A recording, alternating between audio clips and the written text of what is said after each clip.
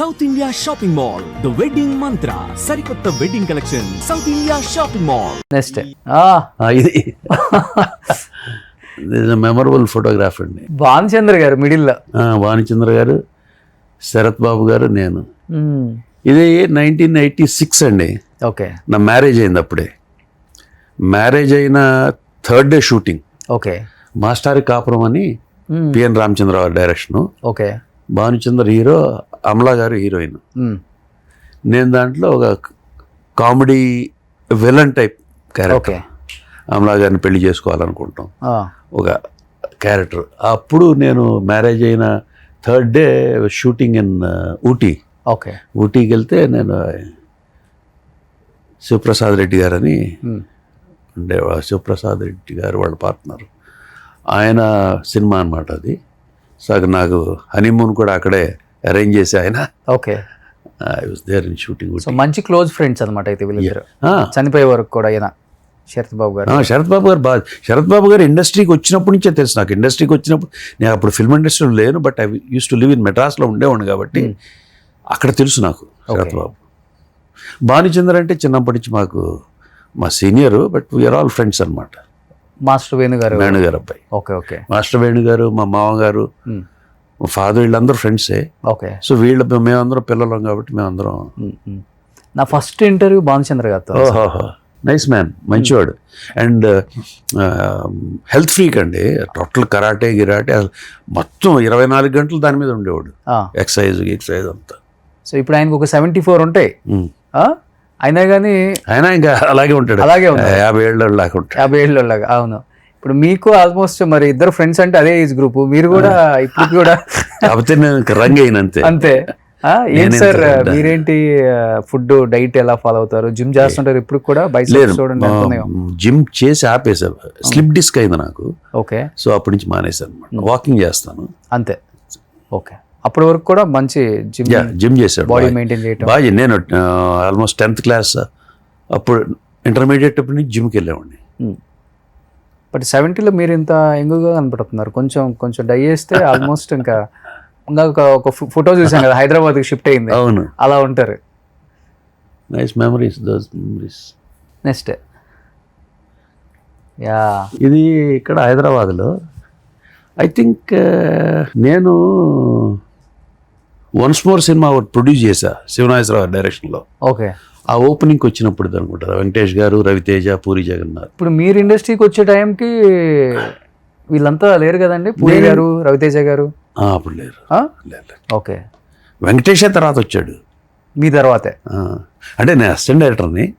తను వెంకటేష్ వచ్చింది లేట్ 85-86 ఆ టైంలో వచ్చారు.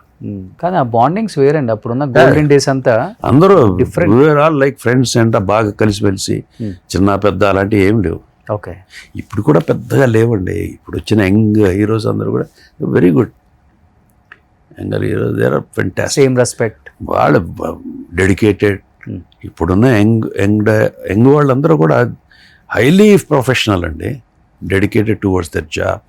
ఫెంటాస్టిక్. ఇప్పుడు మీరు వర్క్ చేస్తున్నారు కాబట్టి, చూస్తున్నారు కాబట్టి తెలుస్తుంది. అవును, డెఫినెట్గా. నెక్స్ట్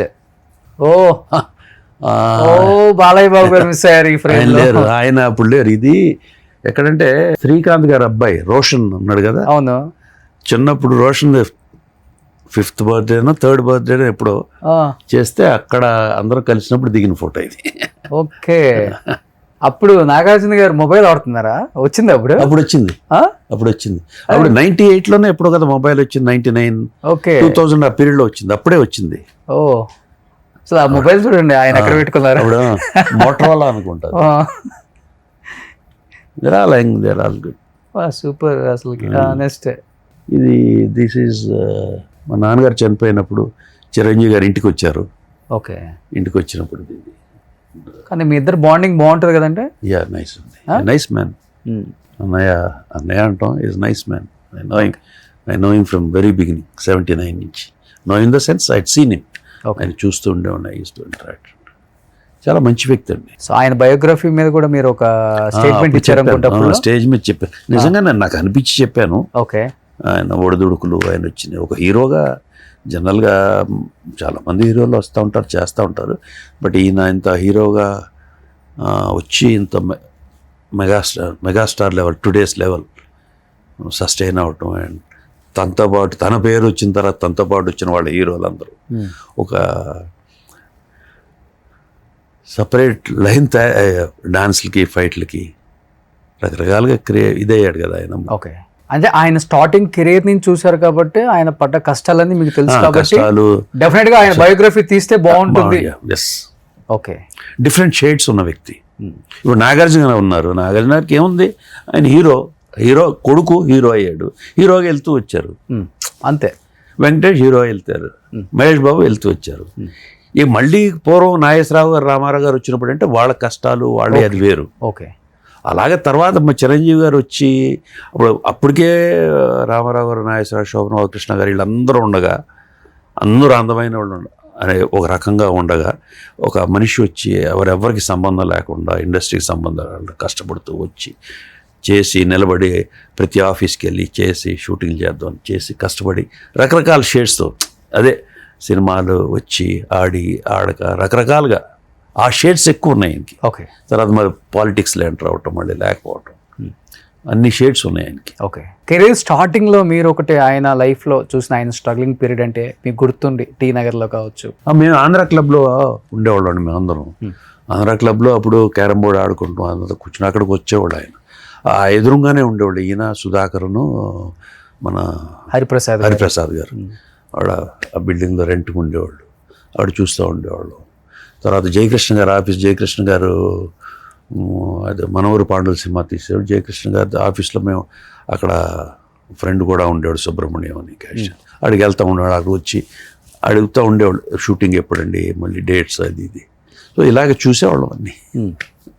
బట్ అప్పుడు చిరంజీవి గారు, ఇప్పుడు చిరంజీవి గారు యాజ్ ఇట్ ఈస్ సేమ్ అదే బిహేవియర్, అదే క్యారెక్టర్, అదే ఎప్పుడు కూడా నాకు తెలిసినంతవరకు, మరి మిగతా వాళ్ళ ఎక్స్పీరియన్స్ నాకు తెలియదు కానీ, తను బిగినింగ్లో వచ్చినప్పుడు ఎలా హంబుల్గా ఉండేవాళ్ళు, వెన్ ఈ గ్రో అప్ బికమ్ ఏ పెద్ద మెగాస్టార్ హీరో అయిన తర్వాత కూడా the same kind of humbleness, ఎవరైనా కనపడినా మాట్లాడటం చేయటం, the same kind of mentality.